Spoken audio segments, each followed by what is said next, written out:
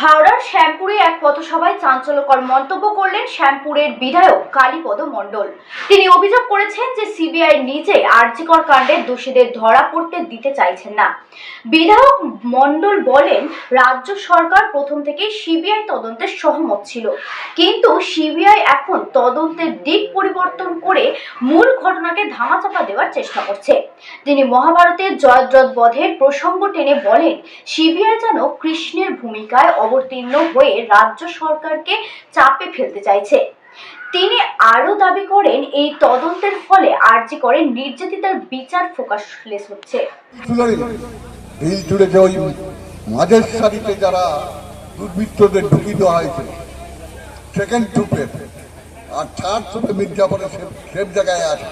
মরলে তোরা বাপের বেটাদের এইরকম একটা অবস্থা। মরলে তোরা আজকে নাগলেরও মিটিং হচ্ছে, আমরা বেরিয়ে পড়েছি সমাজকে সচেতন করে দেওয়ার জন্য। এমন কিছু কিছু তত্ত্ব এবং তত্ত্ব পরিবেশিত হচ্ছে সমাজের বুকে, যেটা আমাদের মধ্যে বিভাজন, আমাদের মধ্যে বৈষম্য, আমাদের মধ্যে হিংসা, আমাদের মধ্যে মারপিটের উপদ্রব হয়ে উঠেছে। সার্বিকভাবে আমাদের রাস্তায় নেমে এর প্রতিবাদ করা উচিত। আমরা তো এই রাস্তায় নেমেছি। পরের দিন মমতা ব্যানার্জি স্থানীয় প্রশাসন, এলাকার আইজি ডিজিদের হাতে নির্দেশ দিয়েছিল 24 ঘন্টার মধ্যে একটা সিভিক পুলিশ অ্যারেস্ট হয়েছে। কেমন তো সার্বিকভাবে জেল কাস্টডিতে সে আছে, ব্যাপারটা হেফাজতে আছে। পরবর্তী পর্যায়ে দেখলাম হাইকোর্টের একটা রায় এলো যে এই সিবিআই এই পুলিশ দিয়ে কাজ হবে না, মমতা ব্যানার্জি আড়াল করার চেষ্টা করে। তো যাই হোক, হাইকোর্টের রায়ে মমতা ব্যানার্জি তথাস্তু সিবিআই তদন্ত করে। সিবিআই থেকে তার মধ্যে একজন অ্যারেস্ট হলো পুলিশ দিয়ে, স্থানীয় প্রশাসন দিয়ে, আর আজকে 21 দিন কেটে গেল, আজ পর্যন্ত সিবিআই একজনকে অ্যারেস্ট করতে পারেনি। এখন ওই খুনের ঘটনা, ধর্ষণের ঘটনা ইনভেস্টিগেশনের থেকে বেশি সিবিআই পরিকল্পনা হচ্ছে ওই যে ডাক্তার দুর্নীতি করেছে কোটি কোটি টাকা, তারও তদন্তটা একসঙ্গে জমে গেছে সকলের দাবিতে।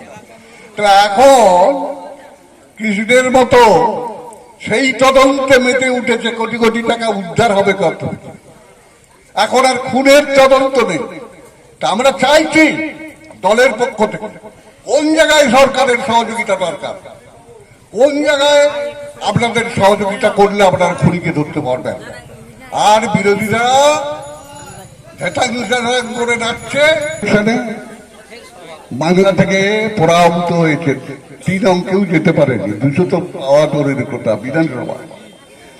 আবার লোকসভা নির্বাচনে আপনারা 35 পার সিট, তাই তো শেষ পর্যন্ত আগেরটাও ধরে রাখতে পারেনি, 12তে নেমে এল। এই রাগ ক্ষোভ কেন্দ্র শাসিত সিবিআই, সেই সিবিআই ঝুড়ি যে ঘটনাকে নিয়ে আড়াল করার চেষ্টা করছে। এখন নেক্সট ইয়ার, পরের ইয়ারে 26-এর বিধানসভা নির্বাচনের বিচ্ছিন্ন বিভাজিত, আজকে দেখলেন সকলে এক ঘাটে জল খাচ্ছে।